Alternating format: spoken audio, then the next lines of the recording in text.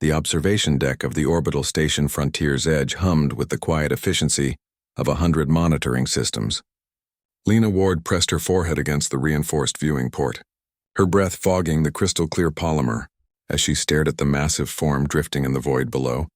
Arendor, the ancient dragon, if such Earth legends could describe what floated in the vacuum of space, had been discovered 3 months ago, dormant near the edge of the Kepler 442 system. A creature of impossible biology, its scales shimmered with bioluminescence that pulsed like a dying star. When humanity's exploratory vessel first encountered it, the dragon's eyes had been clouded, milky white orbs that seemed to gaze at nothing.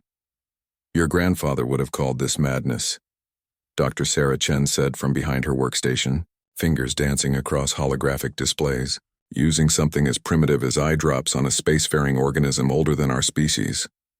Lena turned, her hand instinctively moving to the small vial hanging from her neck, a family heirloom her grandmother had given her before she passed. Nani always said the old ways remember what new science forgets. These drops healed her cataracts when nothing else would. Cataracts, Dr. Chen repeated, her tone skeptical but not unkind. On a human. This creature's biology is so alien we can barely classify it. But Lena had seen something in those clouded eyes during the close approach last. Weak recognition, intelligence, and pain, a pain she understood, from watching her grandmother struggle with blindness. In her final years, the medical shuttle, Asclepius, launched 6 hours later. Approaching Arendor was like approaching a cathedral floating in the cosmos. The dragon's body stretched nearly 2 kilometers from snout to tail. Its wings, if they could be called wings, were gossamer membranes embedded with what appeared to be crystalline neural networks. As Lena's shuttle drew closer, she could see the intricate patterns of veins glowing beneath its scales, pumping something that wasn't quite blood. Vital signs are, I don't even know what to call them, the pilot, Commander Marcus, muttered, but they're stable. It's definitely alive. Lena suited up, her heart hammering against her ribs. The vial felt impossibly small in her gloved hand as she stepped into the airlock. Her grandmother's voice echoed in her memory. Beta, sometimes the universe speaks the same language, no matter where you are. Love, compassion, healing. The dragon's eye was larger than her entire body. She floated before it, a speck of humanity confronting something beyond comprehension. The milky cataract swirled like a nebula trapped in crystal. I hope you understand, Lena whispered, though her radio carried the words to the shuttle. I hope you know I'm trying to help. She dispensed 3 drops onto the dragon's eye. The liquid, a mixture of honey, rosewater, and a dozen other earth botanicals her ancestors had used for centuries, beaded on the surface before spreading across the massive orb. Nothing happened. Then everything happened at once. The dragon's body convulsed, sending Lena tumbling through space. Warning klaxons screamed in her helmet as the massive form began to glow, bioluminescence cascading across every scale in waves of blue, green, and gold.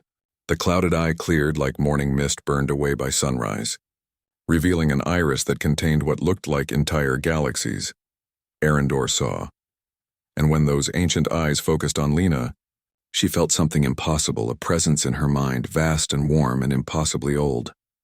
Not words, but concepts, emotions, gratitude so profound it brought tears to her eyes. Thank you, small one. The long darkness has ended. 3 days later, they appeared. 13,000 ships materialized at the edge of the system, their arrival causing every detection grid from Mars to the Oort cloud to shriek in alarm. They were like nothing humanity had ever seen, organic vessels that seemed grown rather than built, their hulls patterned like dragon scales. Earth's defense fleets scrambled. Diplomats panicked. Politicians demanded action. But Arendor simply waited, floating peacefully in orbit around Frontier's Edge as the armada approached. Lena stood on the observation deck again, watching the impossible fleet draw closer. Her hand trembled as she clutched the empty vial. We're being hailed, Dr. Chen said, her voice tight with fear. All frequencies. The translation matrix is, it's working. They're speaking our languages. The message played across every screen, every device, every communication system in human space. We are the Drakai Concordance. For 3,000 cycles we have searched for our herald, the ancient wayfinder who guides our people through the dark between stars. You have restored his sight. You have given back to us what we thought forever lost. Humanity, smallest of sapience yet greatest of hearts, we offer alliance, protection, and friendship to those who showed compassion when they had no reason to, who healed when they could have fled, who saw person instead of monster. The Drakai do not forget kindness. The Drakai do not abandon friends. Lena felt Arendor's presence in her mind again, warm as summer sunlight. You used the medicine of your ancestors, the wisdom of your grandmother.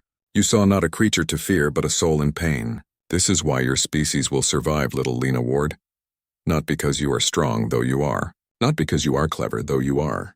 But because when faced with the unknown, you chose compassion.